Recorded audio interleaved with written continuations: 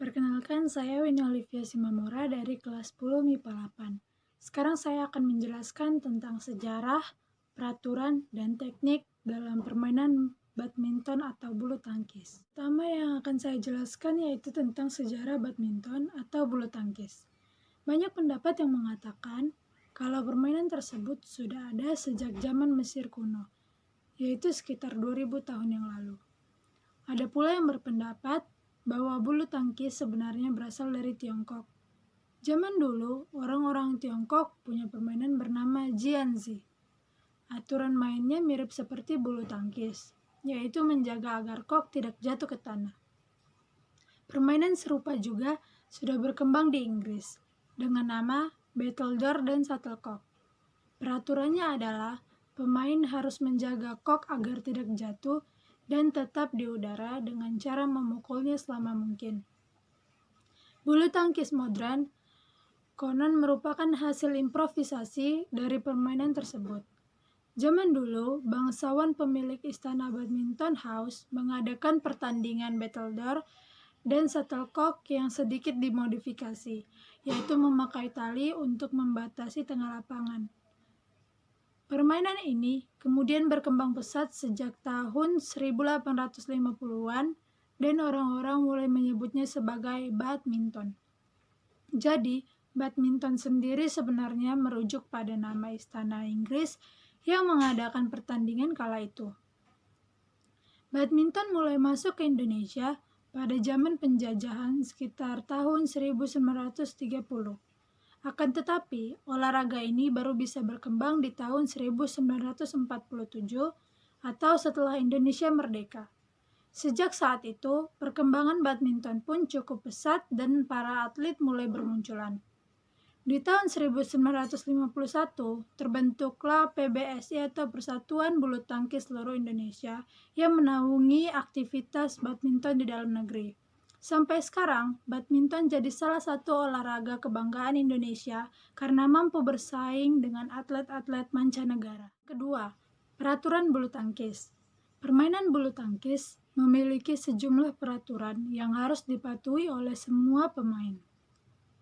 Peraturan tersebut meliputi jumlah pemain, cara memulai pertandingan, hingga sistem penghitungan skor. Yang pertama yang harus diperhatikan dalam permainan badminton atau bulu tangkis yaitu perlengkapan bulu tangkis. Perlengkapan yang pertama dan utama yaitu raket. Raket memiliki panjang maksimal 68 cm dan lebar 22 cm. Panjang kepala raket atau area senar adalah 28 cm dengan lebar 22 cm. Raket bisa terbuat dari kayu atau aluminium dengan berat tak lebih dari 150 gram. Alat yang kedua yaitu kok. Kok terbuat dari 16 helai bulu yang ditancapkan pada gabus berdiameter 25-28 mm. Berat standar kok adalah sekitar 4,74-5,5 gram, sedangkan tinggi kok antara 64-74 mm. Yang kedua yang harus diperhatikan yaitu jumlah pemain. Pertama, pemain tunggal, yaitu 1 lawan 1 dan bisa dimainkan oleh putri maupun putra. Yang kedua yaitu ganda, yaitu satu tim terdiri dari 2 orang. Yang ketiga yaitu ganda campuran, yaitu satu tim terdiri dari 2 orang, 1 putra dan 1 putri. Peraturan ketiga yang harus diperhatikan yaitu penentuan awal permainan. Pertandingan diawali dengan undian, yaitu menggunakan metode lempar koin yang dilakukan oleh wasit. Undian ini untuk menentukan pemain mana yang harus melakukan servis terlebih dahulu. Yang keempat yang harus diperhatikan yaitu penghitungan skor. Penentuan kemenangan di olahraga ini menggunakan sistem best of 3, pemenang 2 babak. Jadi, permainan bulu tangkis bisa berlangsung sebanyak 2-3 babak. Apabila ada pemain yang memenangkan 2 set berturut-turut, babak ketiga tidak perlu dilakukan. Di tiap setnya, pemenang adalah pemain yang berhasil mengumpulkan poin 21 lebih dulu. Apabila terjadi kedudukan imbang di skor 20-20, Pertandingan akan dilanjutkan sampai salah satu tim unggul dengan selisih 2 poin. Kelima yang harus diperhatikan yaitu pelanggaran. Pelanggaran yang pertama, kok menyangkut di net. Yang kedua, raket menyentuh net saat memukul kok. Yang ketiga, saat melakukan pukulan, raket melewati net dan masuk ke area tim lawan. Yang keempat, kok sudah dipukul tetapi jatuh di area sendiri atau tidak berhasil melewati net. Yang kelima, saat menerima servis, pemain sudah bergerak dulu sebelum kok berhasil dipukul. Yang keenam, saat melakukan atau menerima servis, pemain menginjak garis batas lapangan. Yang ketujuh, kok jatuh di luar lapangan atau meluncur lewat bawah net.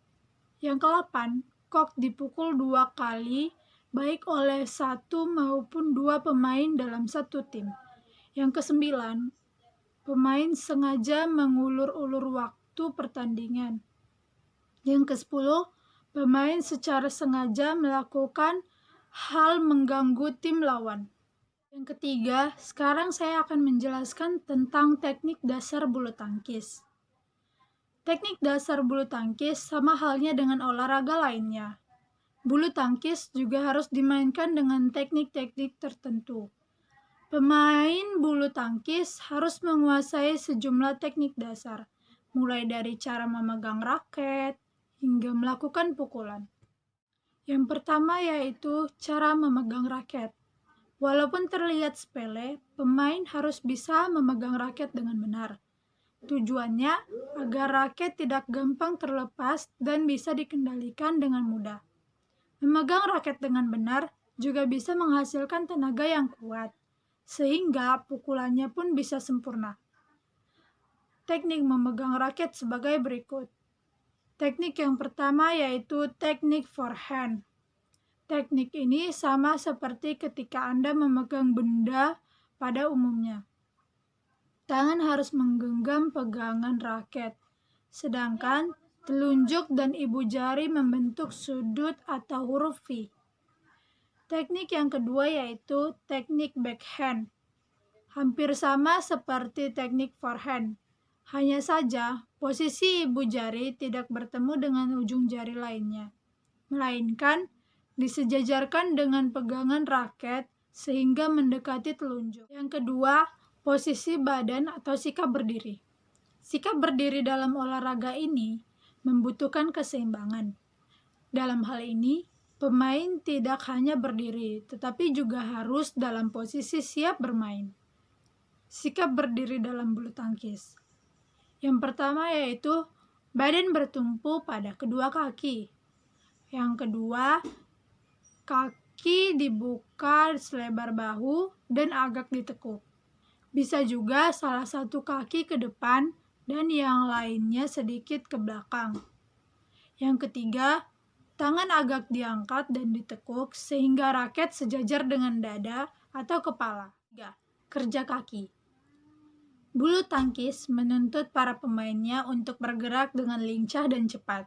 Karena itu, kerja kaki punya peran yang sangat penting di dalam permainan ini.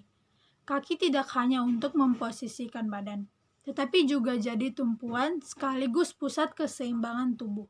Yaitu servis bulu tangkis. Servis artinya memukul kok untuk memulai permainan. Kok yang dipukul harus mengarah pada area lawan dan melewati net. Teknik servis ada 3 macam, yaitu sebagai berikut. Yang pertama, forehand pendek. Pemain memukul kok dengan tidak begitu kuat. Akibatnya, kok meluncur dan akan jatuh di sekitar net atau di area depan tim lawan. Yang kedua, forehand tinggi. Teknik ini dilakukan untuk membuat kok melambung tinggi dan jatuhnya cukup jauh dari area net. Teknik ini bertujuan agar kok bisa jatuh di belakang pemain lawan, sehingga mereka kesulitan untuk mengambilnya. Yang ketiga yaitu backhand. Servis backhand dilakukan dengan tenaga sedang. Tujuannya agar kok bisa jatuh di dekat garis serang lawan dan mendarat setelah sedikit melewati net. Hal ini juga bertujuan agar lawan kesulitan mengembalikan serangannya. Kelima, cara memukul. Teknik memukul dan mengembalikan serangan kok bisa bermacam-macam. Setiap tekniknya juga bisa menjadi penentu kemenangan tim. Setidaknya ada 5 jenis yang patut Anda ketahui, yaitu pukulan lob, drop shoot, drive, netting, dan smash. Yang pertama yaitu lob. Teknik ini dilakukan dengan cara memukul kok agar bisa terbang setinggi mungkin dan jatuhnya di belakang garis lapangan area tim lawan. Pukulan seperti ini biasanya akan membuat lawan kewalahan sehingga mereka pun jadi cepat lelah. Yang kedua yaitu drop shoot. Pukulan drop shoot bertujuan untuk mematikan pergerakan lawan. Pukulannya dilakukan secara lurus dan menggunakan tenaga kecil atau pelan. Tujuannya agar kok bisa jatuh di sekitar net. Teknik ini sering digunakan untuk mengecoh lawan. Pemain biasanya akan melompat dan berpura-pura hendak smash, sehingga tim lawan pun bersiap-siap di area belakang. Akan tetapi, pukulan yang dilakukan ternyata adalah drop shoot.